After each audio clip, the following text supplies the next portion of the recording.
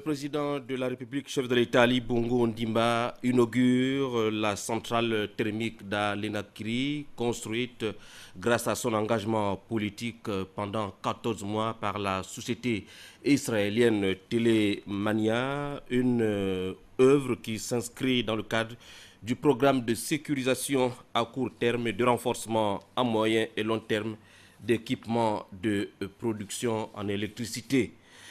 17 août 2013, jour J-2, Libreville grouille de monde et certains ont choisi d'aller passer les 53 ans d'indépendance du Gabon en province. C'est ce que nous verrons dans cette édition d'information. Madame, Monsieur, bonsoir. Vous êtes bel et bien sur Gabon Télévision. Nous émettons depuis la maison Georges Raouiri au studio Albertine Koumba Onsou. En ouverture, je vous l'ai dit, le président de la République, chef de l'État, Ali Bongo Ondimba, a procédé cette fin de matinée à l'inauguration de la centrale thermique d'Alenakiri, c'est dans la commune d'Ovendo.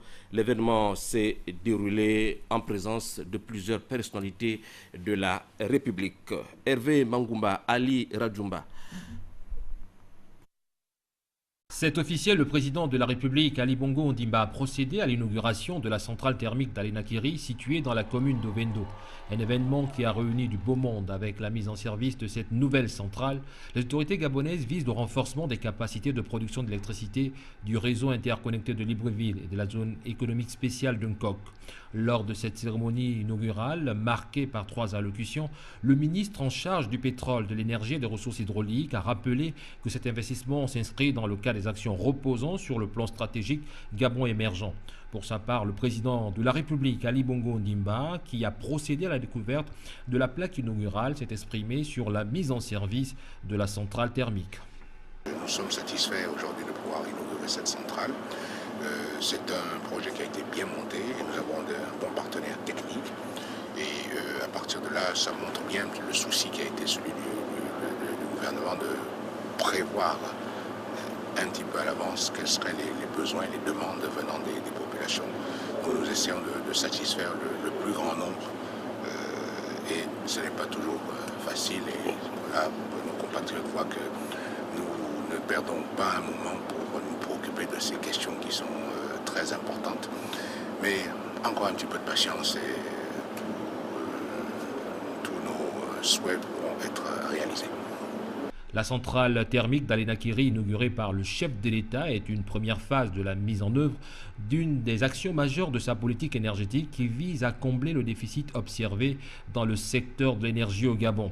Le président de la République, Ali Bongo Ondimba, rassure ses compatriotes. Ce sont des investissements importants qui prennent du temps en matière d'eau et d'électricité. Ça prend du temps, mais nous y allons petit à petit. Je sais que ce n'est pas assez rapide. Moi, je souhaiterais que ça soit beaucoup plus rapide.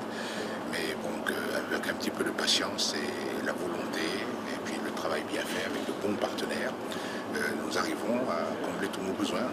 À travers la mise en service de cette centrale thermique, c'est le début du positionnement du Gabon comme un des leaders de la production énergétique en Afrique centrale d'ici 2020. Et voilà donc, Ali Radjoumba vous l'a dit, c'est un investissement qui s'inscrit dans le cadre du programme de sécurisation à court terme et de renforcement à moyen et long terme d'équipements de production d'énergie propre à portée de tous. Voici ce que nous rapportent Arnaud Mingue et Sophie Alessegue. Avec la mise en service de cette centrale, notre pays, ouvert au monde, vient de mettre en œuvre, grâce à la volonté politique affichée par le président de la République, de mettre en œuvre une de ses actions majeures de sa politique énergétique qui vise à combler le déficit observé dans l'une des principales villes du pays. En acceptant de procéder à l'implantation de cette grande structure dans la ville, les Ovendoises et Ovendois se sont sentis honorés par ce choix et saisissent cette occasion pour vous exprimer, par ma modeste voix, leur sentiment de sincère remerciement et de vive gratitude. En effet, l'intérêt de la construction de cette centrale est indéniable dans la mesure où elle va permettre, entre autres, au règlement définitif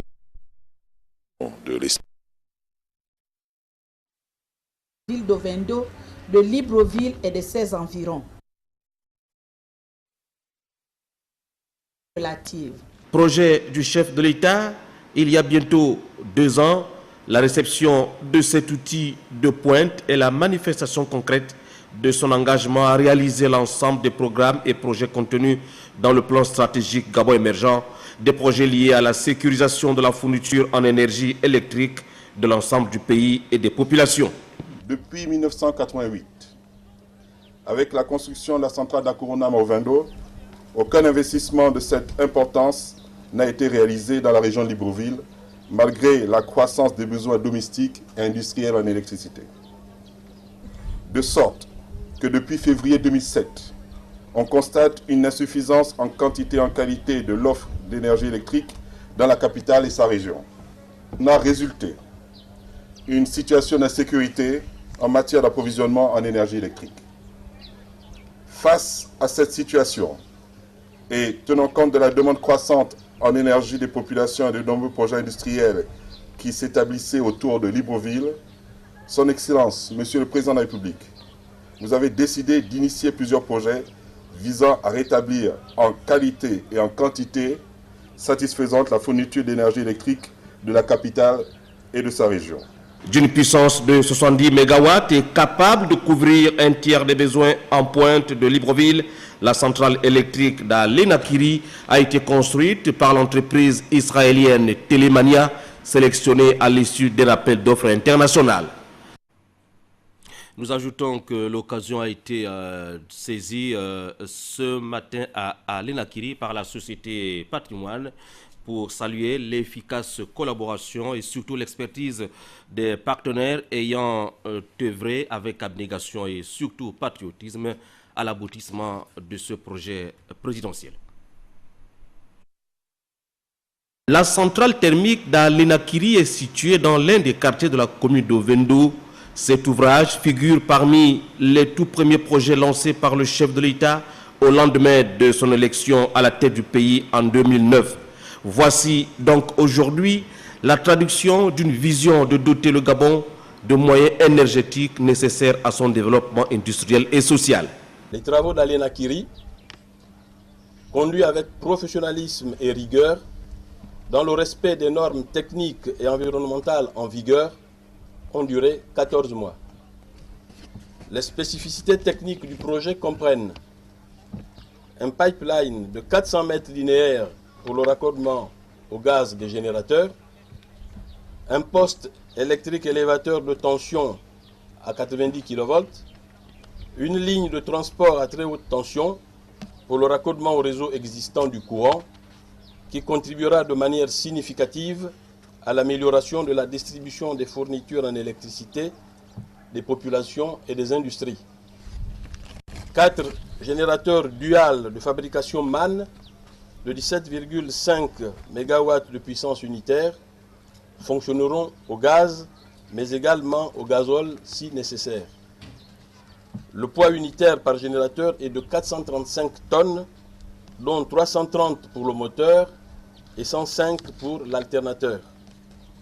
Pour la stabilité de l'ouvrage, 3500 mètres cubes de béton ont été coulés, 550 tonnes d'acier galvanisé ont été mises en œuvre, plus de 2000 km de câbles électriques ont été installés. Pour garantir l'alimentation en combustible, d'autres installations ont été aménagées, à savoir un poste gaz d'une capacité de 25 000 m3, plus de 10 km de tuyauterie en acier, un stockage de 120 000 litres d'huile de graissage des machines, un équipement de production d'air d'une capacité d'1 million de mètres cubes pour la ventilation de la salle des machines, et un système de dernière génération de lutte contre incendie a été installé. La réalisation de la centrale d'Alenakiri comprend, outre la centrale électrique, la construction d'un poste gaz, d'une route en pavé, et ces infrastructures représentent un investissement de 65 milliards de nos francs. Mesdames et messieurs, cette mobilisation de moyens humains, matériels et financiers démontre à suffisance tout l'intérêt que votre Excellence, Monsieur le Président de la République et le gouvernement accordent au bien-être quotidien de nos compatriotes par une nette amélioration de la fourniture d'électricité. De même, la centrale d'Alénakiri est l'un des premiers éléments de l'important plan énergétique qui doit accompagner le processus d'industrialisation de notre pays, notamment avec les centrales hydroélectriques de Grand Poubara, de Fédeux et de l'Impératrice. À long terme, il s'agira de satisfaire l'ensemble de la demande énergétique, exporter le surplus énergétique vers les pays de la sous-région.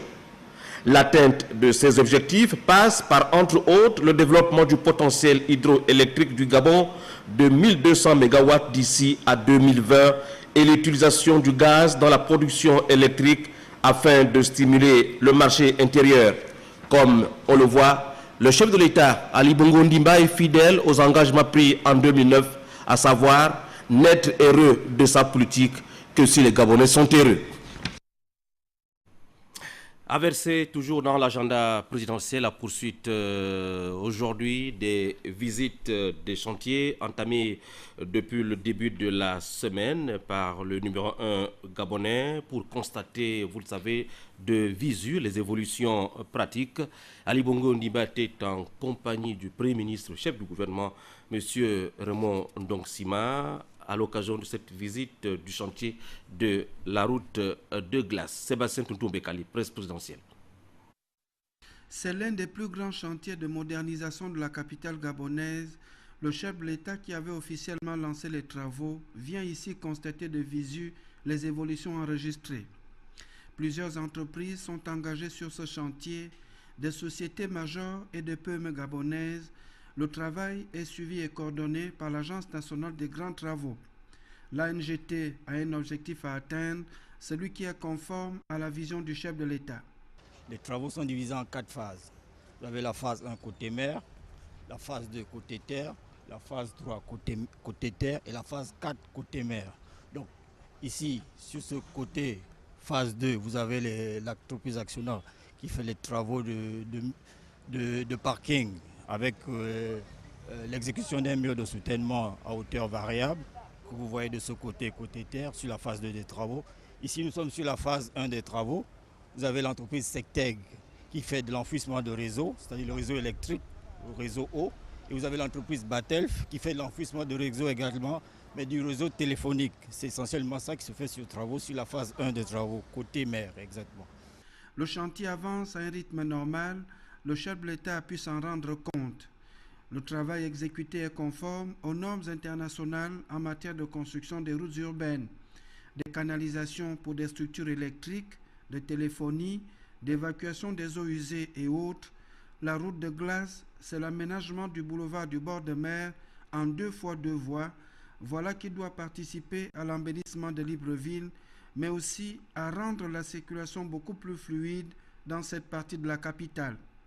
Les aménagements des zones d'arrêt et parking d'autobus, des trottoirs élargis, autant de facteurs qui doivent permettre aux automobilistes et piétons des évolutions plus aisées. Des explications techniques données au chef de l'État, les responsables du chantier rassurent, les délais d'exécution seront respectés. 17 août 2013, je vous le disais, à jour J-2, plusieurs départs en province sont enregistrés. Ils sont des hommes et femmes décidés à passer ces 53 ans d'accession de notre pays à la souveraineté internationale en famille. Voici l'ambiance à leur départ avec Yvette Kosai et Oumou Ouermi de Gabon Télévision. C'est parce que la célébration de la fête de l'indépendance constitue le moment idéal pour les populations de se retrouver en famille que l'ensemble des agences de la capitale gabonaise connaissent un véritable engouement des voyageurs. Je pars au village pour aller à la fête, pour aller passer le bus. On attend les bus pour voyager. Depuis le matin, on est là, il n'y a pas de bus, il n'y a rien. Mais on patiente un peu parce qu'on doit toujours passer la fête chez nous. Seul cas majeur observé, l'augmentation des tarifs de transport qui deviennent un casse-tête chinois pour ces voyageurs. Je me rends à Bitam. À Bitam, c'est chez moi. Et je suis très content de partir à cette date précise même. Parce que le 17 août, c'est juste après quelques jours. Je suis très joyeux, quoi. C'est un sentiment de satisfaction. Et vous voyez, mais ce qui gratte un peu le cœur, c'est que le transport a évolué. ça devient très très cher. Au lieu de 12 000 ou 10 000 comme à l'accoutumée, nous payons aujourd'hui 17 000. Les destinations sont diverses, à l'instar de Lambaréné, Mouila, Oyem, Makoko, pour ne citer que ces villes.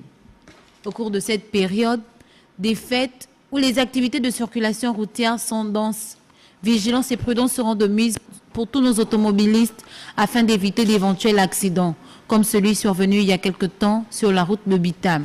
Que dire de plus? C'est l'intérieur du pays qui se voit ravivé par tous ces Gabonais. Vivement que la fête soit belle pour tous. Qui vont arriver depuis la régie. Le 17 août est un moment de consensus, un moment de célébration de l'unité et de la cohésion sociale. Beaucoup de compatriotes trouvent une occasion pour exprimer leur génie créateur à l'image de ce conducteur de moto qui, comme vous le voyez, ne s'est pas empêché de décorer ou pavoiser son engin aux couleurs nationales, vert, jaune, bleu. Le défilé du 17 août 2013 promet beaucoup d'innovation. Et demain, vendredi 16 août 2013, eh bien, le président de la République, chef de l'État, présidera en matinée à l'esplanade du Sénat la parade culturelle et la remise des décorations précédées du traditionnel dépôt de gerbes de fleurs au mausolée du père de l'indépendance, feu le président Léomba. À 20h demain, le président de la République, chef de l'État, son Excellence Ali Bongo Ondimba, s'adressera à la nation dans un discours radio-télévisé. Depuis l'accession du Gabon à l'indépendance, la promotion de la femme constitue un cheval de bataille pour les autorités de notre pays.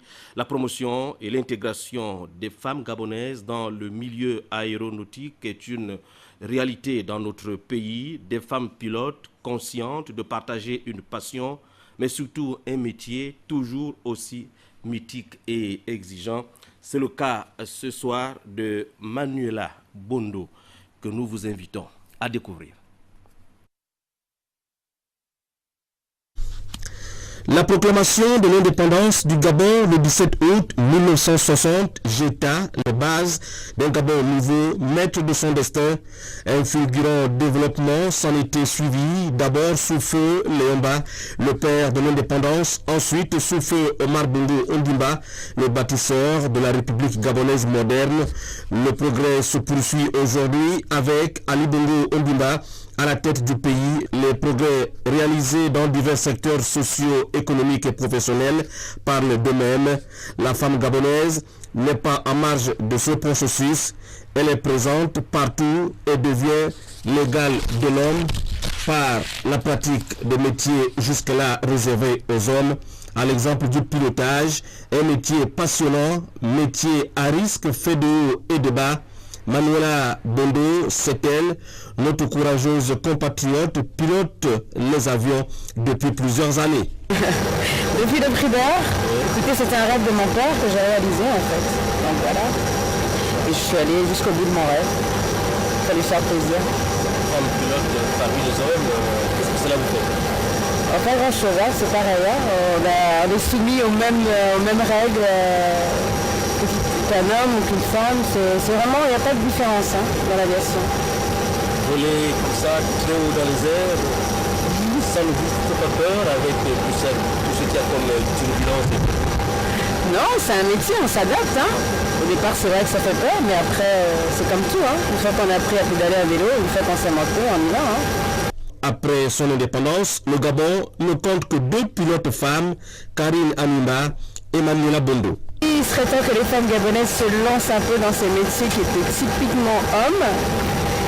Pour le moment, au Gabon, on n'est que 2 femmes pilotes, ce qui est dommage parce que la femme représente quand même 70% de la population gabonaise. Il serait temps que les femmes se lancent dans les métiers d'avenir et surtout les métiers très pointus parce qu'elles verraient que ça leur apporterait de grandes joies. Il y a vraiment beaucoup de rigueur dans le travail. Le pilotage, domaine à risque, Manuela Bondo sait concilier sa profession avec sa vie de famille. Écoutez, on s'arrange. On s'arrange, on a un agenda, on tient ses horaires, on gère la journée sur 24 heures. Manuela Bondo est pilote dans une compagnie aérienne privée de la place. Son expertise et surtout sa rigueur professionnelle font d'elle une pilote respectée. Manuela Bondo figure parmi les pilotes sur lesquels le Gabon peut désormais compter. 2 pilotes femmes, c'est bien, mais son nombre mérite d'être augmenté. Et pour y arriver, il faut susciter les vocations et la formation. La pilote Manuela Bondo devrait inspirer plusieurs générations. La prochaine femme pilote du Gabon sortirait peut-être de la province de l'Ogooué-Ivindo parmi ses meilleurs élèves des classes de 4e première qui vont bénéficier l'an prochain des bourses d'études dans le cadre du prix de l'excellence initié depuis déjà 12 mois par le ministre Issoze Ngonde. C'est un fils de la province. Benjamin Evin Binet. Promouvoir la culture de l'excellence en milieu scolaire durant leur quinquennat, c'est l'engagement pris par le dieu Issoze Ngonde et Bala Bondoum, épouse Koundé, élu du premier siège du département de l'Ivindo au lendemain de leur plébiscite. Cette cérémonie, la seconde du genre après celle de l'an dernier, consiste à octroyer une bourse scolaire aux 3 meilleurs élèves des classes de 4e et de 1er du lycée catholique Notre-Dame des Victoires, du lycée Alexandre Samba et du lycée Marc Etienne sont morts de Makokou. Au lycée catholique, l'expérience est concluante à 100%. Parce que Mendom Noelvin a une moyenne au premier trimestre de 11,61. Au deuxième trimestre, elle a une moyenne de 12,48. Au troisième trimestre, Mendom Evin Noelvin Laure a une moyenne de 13,32. Et Mendom Elvin est notre lauréate. C'est la première du centre de Makokou au bac 1. Elle a eu une mention assez bien. De la satisfaction du responsable politique du premier siège de l'Ivindo qui dira obéir là à la philosophie de tâche prônée par le président de l'État. Cette vision s'intègre bien dans l'objectif stratégique numéro 6 du plan stratégique Gabon émergent, c'est-à-dire offrir une éducation de qualité à tous pour favoriser l'ascension sociale. Et pour formaliser le tout, une charte d'attribution se devait d'être signée par les différentes parties. Séance tenante, les frais de scolarité pour le compte de la prochaine année académique ont été remis aux parents des élèves les plus brillants. Et je remercie également Madame le député pour ce geste qui va nous alléger à la rentrée scolaire. Voilà qui témoigne bien de la volonté de l'engagement des acteurs politiques du premier siège de l'Ivindo à booster plus loin et plus haut l'intelligentsia en milieu scolaire. Vous avez compris que Makokou en Ogooué-Ivindo, c'est à plusieurs kilomètres de la capitale gabonaise, le siège de Gabon Télévision. L'éducation de qualité, c'est aussi l'école de management du Gabon, l'EM Gabon. Après une année académique 2013 passée dans la sérénité, envisage 2013-2014 avec optimisme. C'est le sens à donner à cette séance de travail qui vient tout juste de se tenir au siège de la dite école professionnelle. Marie-José Ndomi. Construire une ingénierie gabonaise de qualité pour valoriser la destination vert-jaune-bleu, c'est le défi que tente de relever l'école de management du Gabon pour soutenir l'offre d'enseignement supérieur. La question a été largement évoquée au cours de cette séance de travail entre le docteur Ossé Darkwa, président du Ghana Technology University College, et le professeur Daniel Franky Diata. Les deux hommes qui étaient entourés de leurs collaborateurs ont mis à profit ces moments d'échange pour développer des programmes de mobilité des étudiants dans l'espace anglophone africain. Nous sommes aussi en train de monter avec eux des programmes de téléenseignement, donc du e-learning. Et nous sommes heureux d'accueillir ici au Gabon le président de l'université avec qui nous avons eu donc cette séance de travail pour préparer la rentrée prochaine et offrir aux étudiants les meilleurs services possibles dans les meilleures pratiques en matière d'enseignement supérieur et de recherche scientifique. La première vague, c'est pour le mois de septembre, donc tous nos étudiants qui se sont inscrits dans ce programme de mobilité vont passer 3 mois au Ghana, 3 mois de langue, et à l'issue desquels ils seront de parfaits locuteurs anglophones. Le Ghana Technology University College compte plusieurs facultés dont les champs de compétences vont des sciences de l'ingénierie à l'informatique en passant par le management en commerce. Doublé des partenariats noués à l'international, notamment avec le Danemark, l'Allemagne, l'Angleterre, les USA, la Chine et la Corée. La majorité républicaine pour l'émergence en réunion au siège du PDG à lui, ici même à Libreville. L'initiative louable de tous ces leaders visait tout justement à faire le point de l'opération d'enrôlement quelques semaines après son lancement. Chrislin Maïnda, Laetitia, aussi à Djoui. Quelques semaines après le lancement des opérations d'enrôlement biométrique sur toute l'étendue du territoire, les partis politiques de la majorité républicaine pour l'émergence ont fait le point à mi-chemin. Guy Christian Mavioga, porte-parole de la majorité républicaine pour l'émergence. Tous les chefs des partis politiques de la majorité républicaine pour l'émergence se sont donc retrouvés autour du secrétaire permanent, M. Faustin Boukoubi, pour essayer de faire le point sur l'enrôlement. Nous avons constaté un peu quelques difficultés au début de l'enrôlement, mais aujourd'hui on constate avec joie que tout rentre dans l'ordre.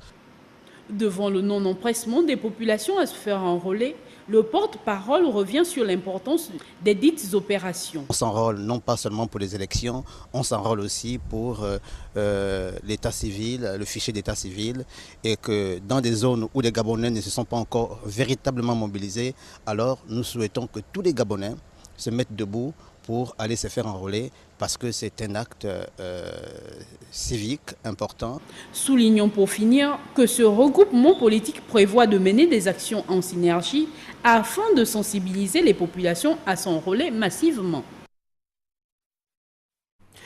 Créé en 1973 par Patience Dabani, le groupe socio-culturel Écho du Grand Nord vient de fêter son 40e anniversaire. Le groupe Konabeli a été l'invité spécial d'Écho du Grand Nord en reconnaissance de l'œuvre immense de la fondatrice. Une manifestation qui s'est déroulée en présence de l'encadreur général Emmanuel Ondo Metogo. Joseph Biyogé, Blandine Adam Joël. Moment très émouvant et sympathique, ce que viennent de vivre les militants et militantes du Parti démocratique gabonais et l'ensemble des populations du 3e siège du département d'Untem. La célébration du 40e anniversaire du groupe socio-culturel Écho du Grand Nord. Invité spécial, le groupe socio-culturel Konabeli. Mais avant toute chose, la méditation faite par le pasteur président régional Prosper Mvé Ekoga de l'église évangélique du Gabon. Thème, la fidélité.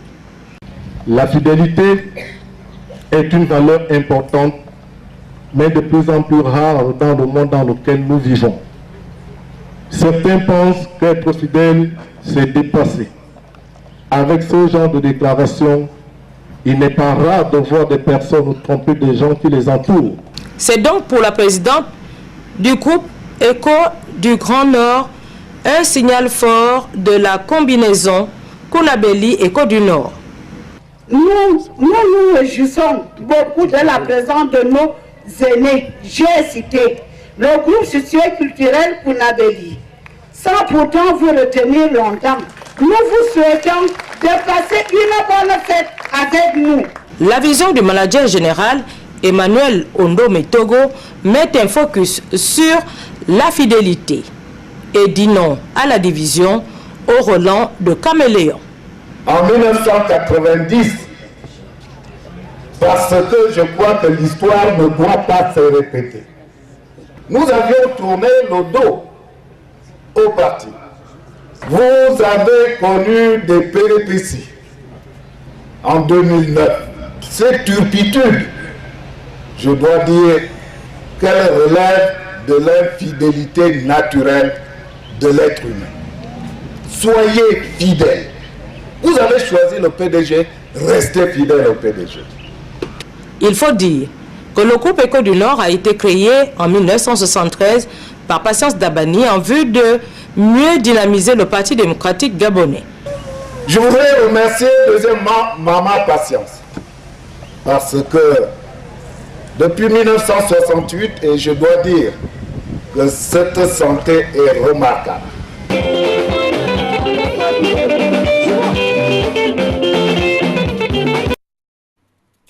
Quelques nouvelles hors de chez nous au pas de course avec Cherel Annabelle Bungota. Cherel, bonsoir. Bonsoir, Patrick. Alors Cherel, Ibrahim Boubacar Keïta, le favori de l'élection présidentielle du dimanche dernier au Mali, avec 77,61% de voix selon les chiffres définitifs lors du second tour.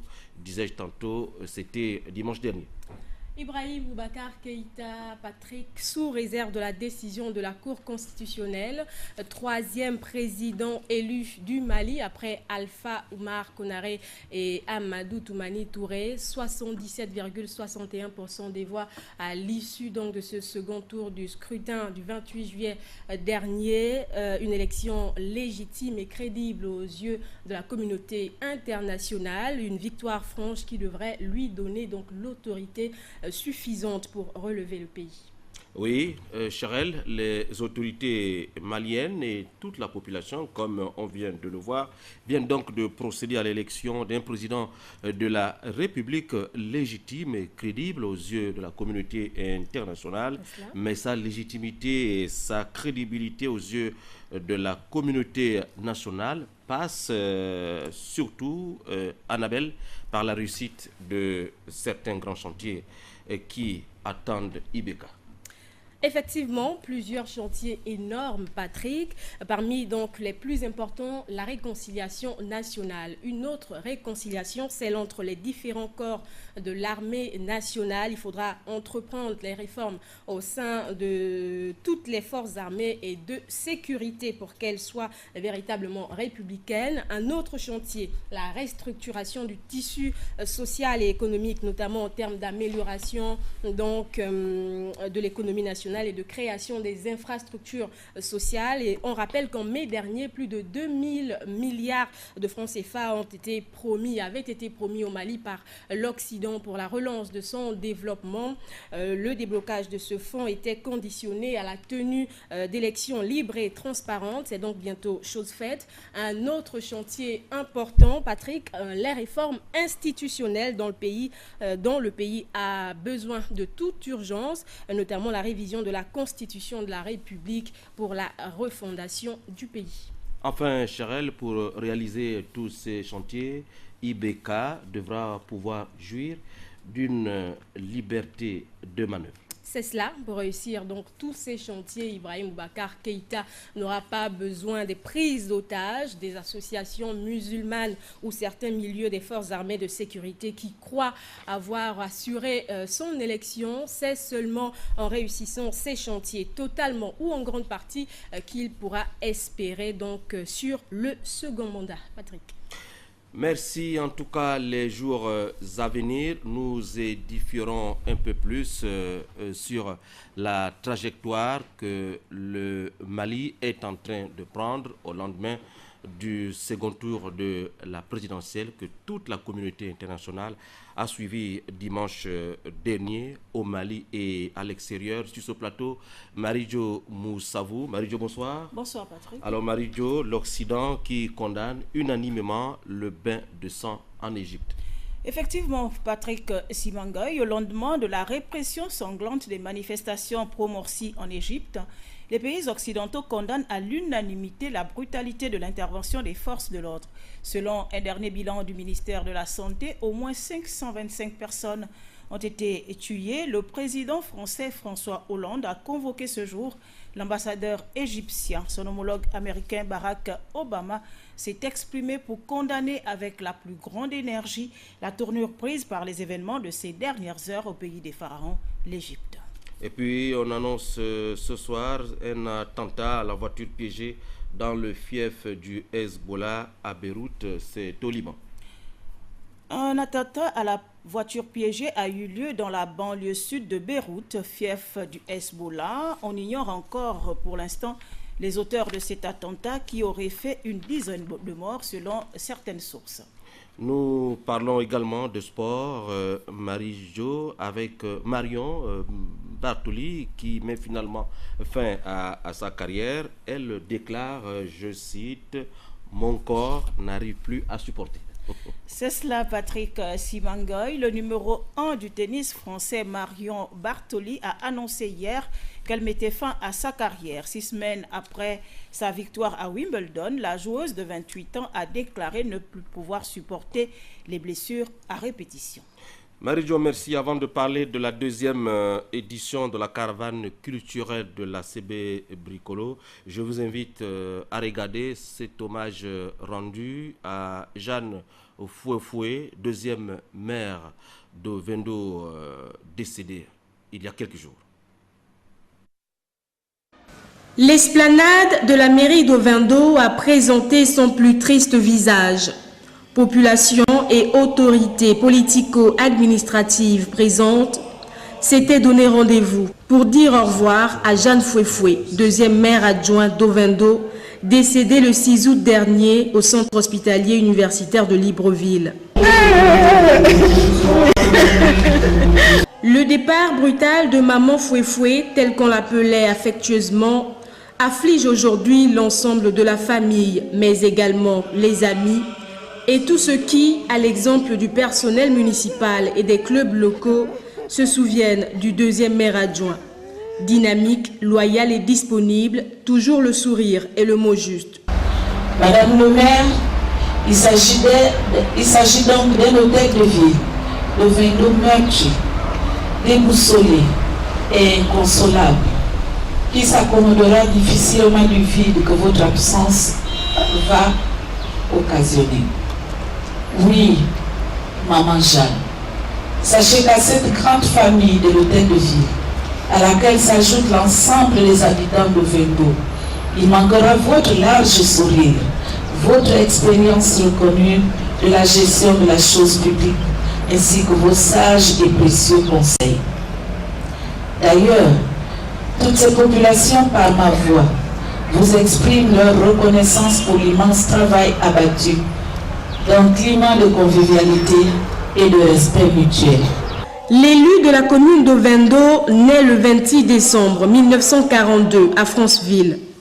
Après un brillant cursus scolaire au Congo-Brazzaville et en France, elle intègre l'administration gabonaise et occupe plusieurs postes de responsabilité, dont la direction de l'école des filles à Franceville de 1969 à 1970, secrétaire général du CUS et conseiller du président de la République de 1986 à 1992. Jeanne Foué-Foué, veuve et mère de 8 enfants et grand-mère de plusieurs petits-fils, aura rendu d'éminents et loyaux services à l'État, tant en sa qualité de fonctionnaire que d'élu de la commune d'Ovendo. Cette militante active du Parti démocratique gabonais s'en est allée pour l'au-delà. La mairie d'Ovendo lui a rendu, aux côtés de sa sœur de Libreville, d'une délégation de la tutelle, des administrations, opérateurs économiques et population d'Ovendo, un hommage hautement mérité. De la mairie au domicile familial à Aoungu, le haut commis de l'État sera inhumé au terrain familial d'Avorbam. L'inhumation qui a eu lieu il y a 24 heures, un autre leader d'opinion qui vient de quitter le monde des vivants, c'est le chef de canton du département de Mungo à Moulengi-Mbiza, en poste depuis plus de 45 ans, Ignace Inyumba. C'est le père d'ailleurs de notre député Jonathan Inyumba, premier questeur de l'Assemblée nationale. La nouvelle est tombée ce matin comme un couperet à Mungo, à Moulengi-Mbiza.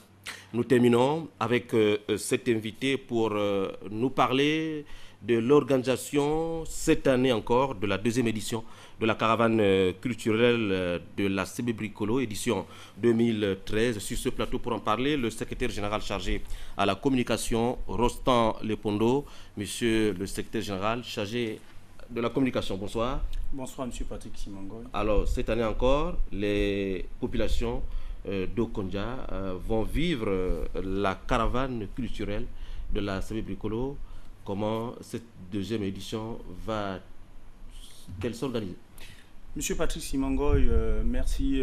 Il faut dire que du 18 au 24 août 2013 se tient à Okonja la deuxième édition de la caravane culturelle CB Bricolo 2013.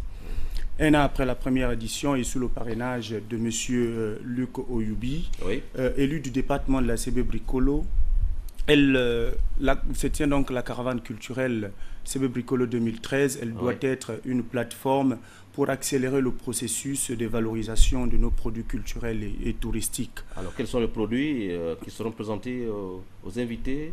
Alors, monsieur Patrick Simangoy, il faut dire qu'au programme, nous aurons donc les concours de chants et danses traditionnelles dont l'objectif est de stimuler et révéler la richesse de ces expressions culturelles et ressortir le message pluridisciplinaire qu'elles véhiculent. Également, au menu, nous aurons donc des ateliers d'apprentissage des métiers et arts traditionnels dont l'objectif est d'instruire les jeunes, parce qu'aujourd'hui, il est important que les jeunes s'attellent au métier en rapport avec la valorisation de nos cultures. Aussi, il y aura, pour la particularité, pour cette deuxième édition, il y aura donc un partage d'expériences avec la célébration des autres cultures provenant des localités voisines. J'ai cité Aboumi, Lekoni et j'en passe. Des innovations cette année, monsieur Lepondo? Il faut dire que le comité d'organisation cette année a voulu sortir de ce qui a l'habitude de se faire. Notamment, c'est limité aux célébrations des manifestations qui se limitent à une simple catégorie sociale. Aujourd'hui, le comité d'organisation s'attelle à pouvoir intégrer toutes les catégories en partant du plus jeune jusqu'au vieillard, en célébrant la culture, mais également en partageant avec toutes les communautés au niveau de la province du Haut-Ogooué de manière générale, mais plus symboliquement au niveau du département de la CB Bricolo. Alors, vous allez rappeler la date de la tenue de la caravane culturelle de la CB Bricolo, monsieur Lepondo? Monsieur Patrick Simangoy, je disais tout à l'heure que la célébration va donc du 18 au 24 août 2013. À partir de dimanche. Nous aurons donc l'ouverture officielle avec les autorités, notamment en présence du parrain de la manifestation. Qui sera là. En tout cas, Gabon Télévision vous accompagnera tout au long de cette caravane culturelle, comme ce fut l'année dernière. Monsieur Lepondo, merci d'être passé. C'est nous qui vous remercions. À Okonja. D'accord, merci monsieur Patrick Simangoy. Et voilà, et c'est sur cette nouvelle culturelle que nous bouclons cette session principale d'information. Retenez qu'à la fin de cette session d'information, la rédaction, comme tous les soirs, vous présente le dossier du 7 août dans un entretien avec le maire de la commune de Libreville, M. Jean-François Ntontoum Eman. Un peu plus tard dans la soirée, vous suivrez une autre table ronde avec cette fois un des dignitaires de la République, M. Paul Malekou, qui s'entretiendra avec Rodrigue Tessa Mwanga, sans oublier les magazines de la presse présidentielle tous les soirs sur Gabon Télévision. M'ont accompagné tout au long de cette semaine Eric Nzengi Mbadinga, Cabrel Guilain Lemami, Emmanuel Bekui, Madame Mabika, Raïssa Lor Mesamendong, Marie-Jo Moussavou, Charel Annabelle Bungota, Patrick Ngoma et Marlise Mengue. Merci de nous avoir regardés. Demain à 20h, vous serez en compagnie d'Amélie Blanche Mbougou et Yi Sima. D'ores et déjà, bonne fête de l'indépendance. À tous les Gabonais.